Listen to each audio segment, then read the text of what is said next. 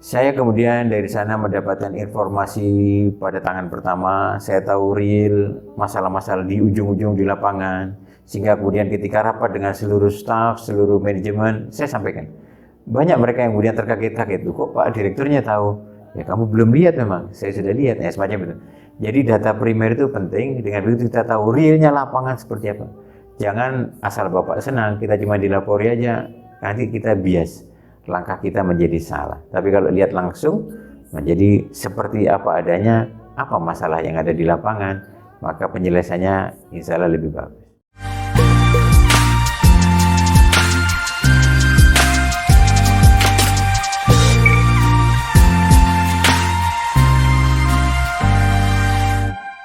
Assalamualaikum warahmatullahi wabarakatuh. Selamat datang di Tugu Inspirasi, membincang inspirasi dengan orang-orang hebat. Kali ini saya bersama dokter yang luar biasa, Dr. Kohar Hari Santoso, Espan. Banyak ini gelarnya KIC, KAP, mohon maaf kalau keliru dokter. Beliau adalah Direktur RSUD 2019-2022. Jadi beliau baru kemarin diganti. Sebelumnya banyak jabatan yang beliau, salah satunya Dinas Kesehatan Provinsi Jawa Timur. Ya mungkin saya kemarin baca buku soal Dr. Kohar yang ditulis oleh Dr. Delia, yaitu salah satu dokter di RSSA yang terkesan dengan kepemimpinannya beliau. Nanti kita akan bahas soal buku itu. Dokter, mungkin bisa diceritakan soal latar belakang hidup sampai ini kan nggak sebarang dokter bisa menjadi direktur RSUD yang cukup lama dan juga kepala dinas kesehatan, ini kan salah satu pencapaian dokter gitu. Mungkin bisa diceritakan sejarah hidupnya, lahir di mana, terus SD, SMP di mana, silakan dokter. Baik, saya kira tidak ada yang menarik. Saya juga SD-nya dulu di Surabaya, meskipun sempat 2 tahun di Pamekasan sana, sampai kelas 2, kelas 3 lahirnya di Bangkalan, di Madura sana. Terus SD-nya tamat di Surabaya, SD Widodaren 2 Surabaya. Kemudian SMP juga di Surabaya, SMP 3. Kemudian SMA-nya SMA 5. Kebetulan sempat satu kelas dengan Bu Risma dulu itu. Kemudian saya ambil kedokteran dan setelah itu lulus dokter. Lulus dokter saya ditempatkan di Rumah Sakit Umum Daerah Dr. Subandi Jember. Selama 5 tahun, kemudian saya sekolah spesialisasi anestesi. Kemudian setelah spesialis anestesi saya ditugaskan ke Jayapura, ke Papua waktu itu. Belum jadi Papua Barat, tapi satu Papua. Masih tahun 98 waktu itu, ya. Dan kebetulan waktu itu seluruh pulau Papua cuma ada 2 dokter anestesi. Saya dari pemerintahan, kemudian ada 1 dokter anestesi lagi dari Freeport, Dr. Guntur Raharjo waktu itu. Pada waktu itu, sekarang sih mungkin sudah lebih banyak. Ya. Oke. Nah, Dr. Kohar ini di buku itu dijelaskan bahwa Dr. Kohar ini anak yatim sejak umur berapa, dokter? Iya, jadi waktu saya kelas 6 SD, waktu itu ingat saya hari terakhir saya ujian, ayah saya sakit sampai dengan meninggal, jadi sesak gitu. Belakangan saya tahu ternyata itu adalah serangan jantung rupanya. Ayah juga dokter ya waktu itu? Bukan, jadi ayah saya itu polisi. Jadi sempat jadi dulu namanya Dandim, jadi daerah wilayah seluruh Madura itu. Kalau sekarang Polwil dulu mungkin ada ya. Sebelum Polwil dulu bukan Komdak, daerah kepolisian, komando daerah kepolisian dulu di Madura. Terus setelah itu baru pindah ke Jawa Timur, ke sini yang sekarang waktu kantor ayah ini masih baru itu. Sebelumnya masih di Jalan Kombes Pol Duriat di Surabaya itu kantornya. Dokter, berarti yang menghidupin ibu ya, sosok ibu yang luar biasa itu. Itu bisa gimana perjuangan ibu waktu itu sehingga kan kok sampai bisa juga kuliah di kedokteran, itu kan nggak murah waktu itu. Mungkin faktor nasib juga ya, dan ibu saya memang cukup tangguh. Beliau kemudian berjualan sebisanya, mulai jualan kue, kemudian jualan jadi agen telur segala macam itu. Jadi kami juga ikut membantu, dan alhamdulillah waktu itu sih untuk masuk kedokteran kan ada tesnya. Alhamdulillah kok saya keterima tes di kedokteran, bisa diterima untuk kuliah di kedokteran. Itu beasiswa atau gimana, dokter? Waktu itu ada juga zaman beasiswa Super Semar. Saya sempat mendapatkan, tapi sebenarnya nilainya tidak terlalu bermakna, dan waktu itu kan juga pembayaran SPP tidak tinggi, jadi alhamdulillah bisa saya jalani. Cuma dia setengah ya perjuangan dari ibu saya yang luar biasa nih. Siap. Oke dokter, jadi dokter ini kan meskipun dokter, tapi saya lihat banyak filosofi hidup yang menurut saya menarik untuk kita pelajari. Nah, selama menjadi dokter itu apa yang mungkin sangat terkesan gitu, dokter, selama berdinas ini? Memang kalau saya lihat, ibu saya dulu ngajari bagaimana saya supaya tekun beribadah. Jadi kalau saya tidak sholat mesti dicari sama ibu saya. Kemudian juga bagaimana berperilaku sopan santun itu diajarkan betul oleh ibu saya. Kalau ayah saya sih karena juga meninggal pada usia saya masih 12 tahun waktu itu, belum sampai. Saya cuma belajar bagaimana beliau mengajari saya, kalaupun sulit jangan menjadi bingung, tapi tetaplah tenang, tersenyum menghadapi kesulitan, itu diajarkan. Lah dalam hal memimpin memang saya belajar juga dari pramuka mungkin ya. Waktu itu saya jadi ketua regu, kemudian jadi pemimpin regu utama, ya semacam itu saya latih. Kemudian tentang ketangguhan memang saya juga dulu dilatih oleh resimen mahasiswa juga, jadi sempat ikut latihan resimen mahasiswa ya. Sampai juga pengalaman pola hidup yang lain mungkin ya. Oke, Pak Dokter, kita beranjak ke selanjutnya, yaitu soal kesehatan masyarakat dan soal bagaimana agar masyarakat ini bisa hidup sehat gitu. Ini kan dokter kan hampir 30 tahun lebih ya berkecimpung menjadi dokter. Itu seperti apa kira-kira yang soal kesehatan masyarakat ini? Jadi memang alhamdulillah saya diberi pengalaman oleh Allah untuk belajar tentang biomolekuler di tingkat sel paru-paru, kemudian pasien, membius pasien, ICU, bahkan jadi kepala dinas kesehatan. Saya lihat memang seseorang itu supaya sehat itu ada prasyarat untuk hidup sehat. Yang pertama adalah jiwanya itu harus positive thinking, kemudian budaya keselamatan itu harus tumbuh. Dalam hal fisik itu juga masalah gizi, aktivitas dan istirahat, imunisasi itu perlu diperhatikan. Kemudian juga faktor lingkungan, lingkungan ini penting supaya tidak ada pencemaran, udara baik, itu sehingga peluang untuk sakitnya menjadi lebih kecil. Oke. Terus Pak Dokter ini kan sering menjadi manajer ya, manajemen di dinas kesehatan. Itu kan bukan nggak ada kaitan dengan kedokteran sebenarnya. Di RSUD itu kan lebih banyak ke sisi kepemimpinan dan generalis lah kira-kira gitu ya. Nah, kalau terkait kesehatan masyarakat ada yang menarik nggak dalam selama memimpin gitu, baik memimpin COVID dan lain sebagainya? Iya, jadi memang ada berbagai teori kepemimpinan yang saya baca, tapi yang saya paling tertarik itu apa yang disampaikan oleh Ki Hajar Dewantoro, bahwa seorang pemimpin itu harus di depan untuk memberikan keteladanan, ya, ngarso sung tulodo. Kemudian juga kalau sudah jalan jangan di depan terus, tapi bersama-sama madyo membangun semangat, motivasi kerja, membimbing, itu mesti lakukan. Kalau anggotanya, stafnya, pasukannya sudah jalan baik, mundur ke belakang, memantau dengan baik, tuturi handayani, mengarahkan dengan ya semacam itu. Itu mesti kita lakukan. Kalau kita kemudian cuma di depan aja, ya kita jadi pencitraan. Tapi kalau kita juga kadang ke depan harus memberikan contoh, kadang juga bersama-sama memberi semangat, kadang memantau apakah sudah berlangsung dengan baik. Itu adalah pemimpin, jadi mesti dilakukan semacam itu. Nah, kayak misal praktisnya seperti COVID gitu, nah ini apa yang Pak Dokter lakukan sehingga penanganan COVID di Jawa Timur itu cukup baik gitu.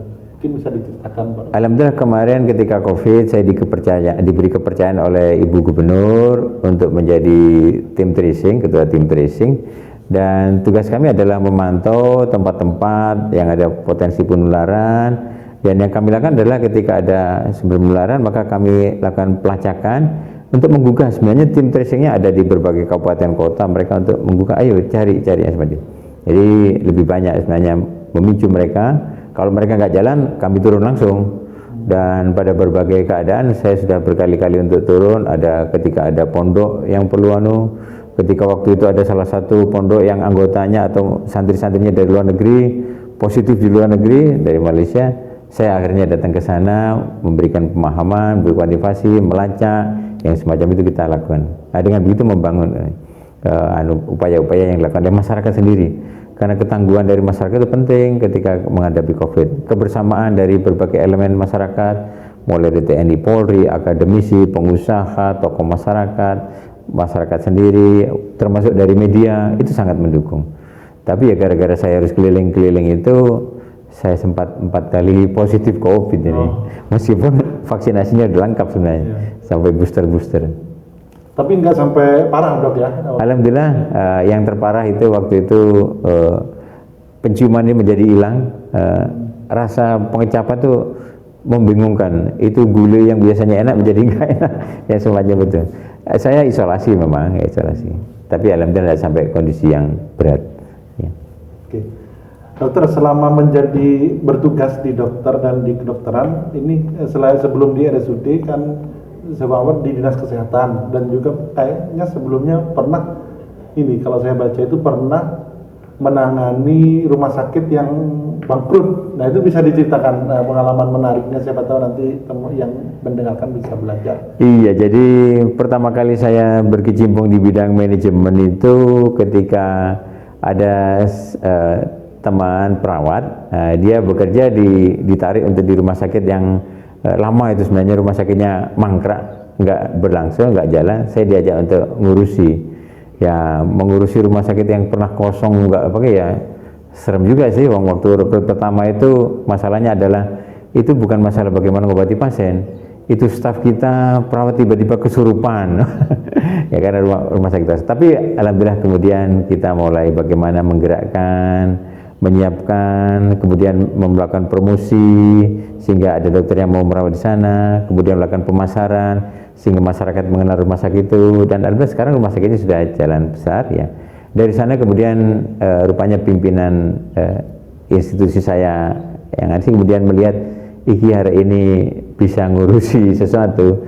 Dari sana kemudian saya mulai berkiprah, diangkat sebagai kepala bidang untuk melayani bidang pelayanan medik ya. Dokter, apa yang membedakan dan lebih menantang mana, menangani pasien dengan mengurus manajemen di rumah sakit gitu dokter? Ada hal-hal yang kita berbeda ya. Kalau menangani pasien tuh, pasiennya kan sakit, boleh dikatakan dia pasrah bongkoan ke dokternya, mau diapain aja juga mau gitu ya. Tapi kalau kesehatan masyarakat itu perlu melakukan berbagai lobby, koordinasi, menggerakkan, memotivasi sehingga masyarakat mau tergerakkan untuk melakukan hal-hal yang untuk kepentingan meningkatkan derajat kesehatan masyarakat. Jadi pola pendekatannya agak berbeda, bahkan juga mungkin berbeda 180 derajat, karena kita juga harus menggerakkan dari tokoh-tokoh masyarakat, stakeholder terkait, tenaga kesehatan, di samping masyarakat sendiri, supaya mereka bisa menjaga kesehatannya. Dan waktu itu server saya kan Kepala Dinas Kesehatan Provinsi.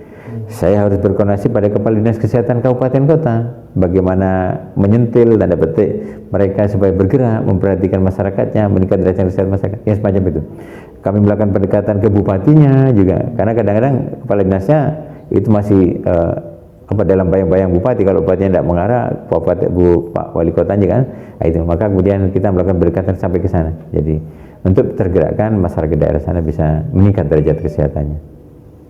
Nah, derajat kesehatan ini yang seringkali di Dr. Kohar disebutkan gitu ya. Gimana? Secara general, ya apa yang perlu dilakukan pemerintah atau pihak-pihak terkait agar derajat kesehatan masyarakat ini semakin baik gitu?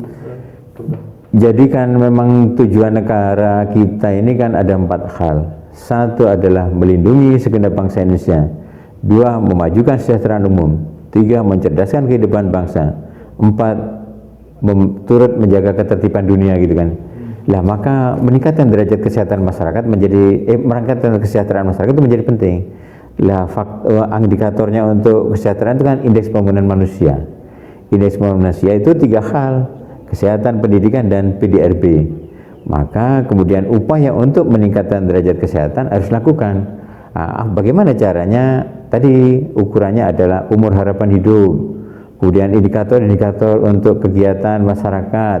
Artinya ada kegiatan promosi, prevensi, baru tentang mengobati pasien, kuratif dan rehabilitatif. Kayaknya sekarang kan kita bangun itu seolah-olah bikin rumah sakit banyak-banyak.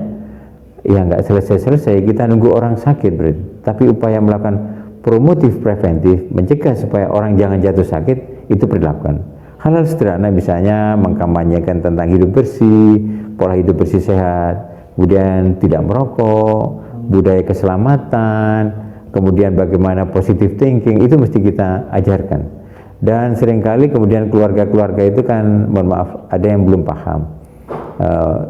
Orang tua nggak tahu bagaimana cara ngurusi anaknya, maka kemudian keberadaan dari sekolah calon pengantin itu menjadi suatu kebutuhan, ujung-ujungnya supaya bisa menjaga keluarganya tetap sehat. Jadi agak panjang memang, tapi mesti kita lakukan semuanya. Dan itu butuh kebersamaan, bukan cuma tenaga kesehatan, dari seluruh elemen masyarakat, mulai dari dunia usaha, dunia industri, akademisi, dari media, kemudian dari TNI Polri, sampai tokoh masyarakat, tokoh agama setempat juga berpengaruh. Oke, siap Dr. Kohar. Dan ini mungkin di sesi terakhir soal kepemimpinan di RSSA. Nah ini sampai-sampai salah satu anggota tim beliau menuliskan buku soal Dr. Kohar, soal memimpin dengan hati waktu itu. Dan mungkin selain spirit-spiritnya apa yang dilakukan Dr. Kohar sehingga banyak yang terkesan dengan kepemimpinan Dr. Kohar di RSSA. Jadi yang saya lakukan adalah saya bersungguh-sungguh untuk fokus pada kegiatan untuk meningkatkan kualitas rumah sakit. Yang saya lakukan adalah saya selalu jalan melihat dari berbagai sudut semua area dari rumah sakit, berbicara dengan orang-orang yang di paling ujung, mulai dari cleaning service, security, orang pembantu perawat dan semacam itu, supaya tahu saya situasinya seperti apa. Kemudian saya juga menanamkan motivasi bahwa pekerja ini bukan sekadar mencari harta, mencari nafkah, melainkan ini berkarya kebajikan. Kenapa kebajikan? Kita ini kan menolong orang. Orang datang ke rumah sakit itu kan minta tolong sebenarnya. Nah kalau sampai sini cuma mau dikerjain bagaimana kan tidak bagus. Maka kita harus berkarya kebajikan dan niatkan bahwa ini adalah ibadah kita. Dan itu akan kita menyebabkan bekal di dunia dan bekal di akhirat. Tapi saya juga sebagai pimpinan rumah sakit harus menjaga bahwa kesejahteraan dari semua staf itu harus bagus. Jangan ada yang kemudian merasa saya di rumah sakit nggak dapat apa-apa. Kita jaga remunerasinya supaya memang pantas untuk dinikmati. Cuman cukup apa enggak itu kan ada yang pola hidupnya juga salah mungkin ya. Utangnya dibesarin kalau sudah dapat remunerasi, nah itu juga keliru. Remunerasi itu naik berapa persen di kepemimpinan Dr. Kohar? Mungkin itu yang dari teman-teman dari yang pelaku-pelakunya bisa tanya. Tapi kalau saya lihat sebenarnya hampir 3 kali lipat itu sudah meningkatnya. Atau sebenarnya kasat mata juga bisa dilihat bagaimana kita mengelola rumah sakit sehingga tampilan rumah sakitnya itu sendiri aja berbeda. Dulu mungkin dari tempat-tempat yang masih kumuh, fasilitas kurang, kemudian kami bantu untuk naikkan. Misalnya parkir, sekarang kita mau gedung parkir. Kemudian ketika ada COVID, kita siapkan ruang pavilion untuk kemudian untuk COVID. Pavilionnya nggak ada, kita bangunkan tempat pavilion. Kebersihan kami jaga supaya kemudian customer itu senang ke sini. Prinsipnya adalah sebuah rumah sakit yang bagus kualitas. Menurut saya adalah kalau orang itu datang ke rumah sakit dia marem. Marem itu sebenarnya singkatan. M adalah memuaskan. Yang A adalah aman dalam arti safety. Yang R pengobatannya rasional. Yang E adalah efisien. jangan harganya, biayanya mahal, tapi yang pantas untuk memang efisien. Yang M-nya lagi adalah manusiawi. Mendapat pelayanan di sebuah tempat pelayanan publik, ada keluhan, pastilah ada keluhan. Tapi merespon keluhan tadi, itu adalah kita manusiawi. Nah, terkait kepemimpinan yang belusukan itu, apa manfaatnya, dokter? Baik orang yang disapa dokter, cleaning service yang disapa, ini kan menarik. Jadi, lalu dampaknya kepada organisasi, apa dokter ya? Saya kemudian dari sana mendapatkan informasi pada tangan pertama, saya tahu real masalah-masalah di ujung-ujung di lapangan, sehingga kemudian ketika rapat dengan seluruh staf, seluruh manajemen, saya sampaikan. Banyak mereka yang kemudian terkaget-kaget, kok Pak Direkturnya tahu? Ya kamu belum lihat memang, saya sudah lihat, ya semacam itu. Jadi data primer itu penting, dengan begitu kita tahu realnya lapangan seperti apa. Jangan asal Bapak senang, kita cuma dilapori aja, nanti kita bias. Langkah kita menjadi salah. Tapi kalau lihat langsung, menjadi seperti apa adanya, apa masalah yang ada di lapangan, maka penyelesaiannya insya Allah lebih bagus. Nah, untuk selama di RSA yang paling memuaskan apa, prestasi apa yang dokter Kohar lakukan gitu? Berbagai hal, kan kita indikatornya adalah capaian sakit kita bisa sudah AA, tapi sekarang karena rumah sakit bukan lagi OPD tapi UOBK, unit organisasi bersifat khusus di Banyak Kesehatan, kita tidak pakai sakit tidak angkanya. Kemudian kita juga menjaga supaya akreditasinya tercapai paripurna, alhamdulillah sudah bisa tercapai. Ya. Memang memberi pelayanan kita sudah upayakan sehingga kemudian tingkat kepuasannya sudah bagus. Kami juga mengembangkan tentang transformasi digital supaya kemudian kegiatan medical electromedical record sekarang sedang terus kita kembangkan. Kemudian juga kita jaga zona integritas supaya kemudian jangan ada yang gangguan integritas. Tapi dia harus memberi contoh. Jadi saya sampaikan kepada seluruh staf, kalau ada yang bilang bahwa ini untuk Pak Direktur, itu tidak benar. Tolong diberitahu bahwa ini adalah mereka adalah tidak benar mencatat nama untuk bahwa oh nanti untuk direktur, nggak ada yang semacam itu. Itu yang kita kembangkan. Zona integritas itu menjadi penting. Banyak yang seperti itu dokter, yang ngasih hadiah gitu. Saya tidak tahu, tapi kemudian saya dengar juga ada yang katanya dulu kalau mau masuk jadi pegawainya Rumah Sakit Saiful Anwar disuruh bayar lah, yang semacam itu. Itu yang kemudian yang kita tepis habis supaya tidak ada. Dan juga rekrutmennya juga kita pakai prosedur. Jadi mulai dari tes administrasi, tes kompetensi, tes kesehatan, prosedurnya kita jalani ya, semacam. Kemudian juga dengan pelayanan-pelayanan kita upayakan, kami kembangkan namanya Sambat RSSA. Jadi kalau mau ada keluhan tentang Saiful Anwar, boleh. Jadi sudah kita siapkan medianya untuk sambat tentang RSSA. Bahkan secara internal kami siapkan namanya Wadul Direktur. Barangkali saya sudah belusukan, tapi masih ada yang belum juga saya dengar, boleh langsung WA waktu itu. Nah, semua sudah saya operkan pada direktur yang baru, pemimpin yang baru.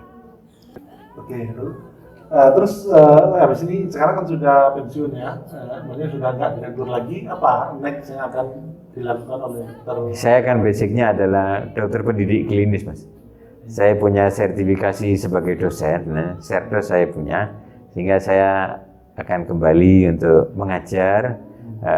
Ya mengajarnya adalah mengajar para calon dokter, para calon spesialis dengan format yang mengajar di rumah sakit ya. Jadi bagaimana mereka kemampuan untuk menjadi dokter spesialis itu di bidang anestesi dan intensive care.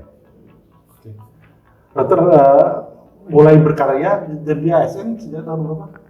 Tahun 1988, bulan Februari. Berarti sudah 34 tahunan ya? 34 tahun ya, nggak berasa ya. Sudah tambah tua ini. Dokter, mungkin ada pesan bagi milenial yang mungkin sedang meniti karir gitu. Nah, jadi mungkin 3 kunci sukses dokter gitu dalam meniti karir sehingga bisa sampai jadi direktur RSA, atau agar milenial ini berkembang terus dalam hal karir, dalam hal kesejahteraan, dalam hal lainnya itu bisa terus berkembang, tidak stagnan, tidak jalan di tempat. Mungkin ada pesan-pesan. Iya, jadi memang tidak semua sama ya garis tangannya seseorang ya. Tapi yang perlu dilakukan adalah kesungguhan, ketekunan, fokus itu perlu dilakukan. Jangan ada yang patah semangat, jangan ada gangguan motivasi karena keduniawian. Lakukan saja sudah. Dengan fokus, maka nanti semua akan didapatkan. Kalau bahasa istilah apa falsafah Jawa itu katanya sing temen akan tinemu gitu kan ya. Oke, kalau soal kesehatan ada saran nggak dokter? Biar sekarang kan ini saya lihat di media sosial itu gemar budaya hidup sehat itu sangat tinggi. Bahkan selain sehat fisik juga sehat psikis itu juga mental health itu sangat menjadi perhatian teman-teman muda sekalian. Nah, mungkin agar bisa tetap sehat, dokter umur 61 masih sehat, apa tipsnya mungkin dokter? Jadi memang kita mesti menjaga aktivitas dan istirahat kita, kemudian menjaga mental kita, jangan gampang kalau bahasa Jawanya kemurungsung, sakit hati lah, udah tawadhu aja, sesuai dengan ini, ada kerendahan hati, ya pasrah pada Tuhan itu penting, dan menjaga humanity itu. Tapi juga tolong istirahat dan asupan gizinya itu harus baik. Hari ini kebetulan tanggal 26 Januari itu hari gizi, Mas. Nah, itu juga perlu diperhatikan bahwa nilai gizinya harus, jangan asal kenyang, tapi nilai-nilai gizi mesti diperhatikan, aktivitas dan istirahat diperhatikan, kondisi mental kita tadi mesti diperhatikan. Oke, terima kasih. Kita banyak belajar siang ini kepada Dr. Kohar dari pengalaman dan dari kiat-kiatnya yang luar biasa. Semoga teman-teman juga belajar sama seperti saya yang belajar ke Dr. Kohar. Ya, itu saja mungkin dari saya. Kurang lebihnya mohon maaf. Sampai jumpa di Tugu Inspirasi episode selanjutnya. Assalamualaikum warahmatullahi wabarakatuh. Waalaikumsalam warahmatullahi wabarakatuh.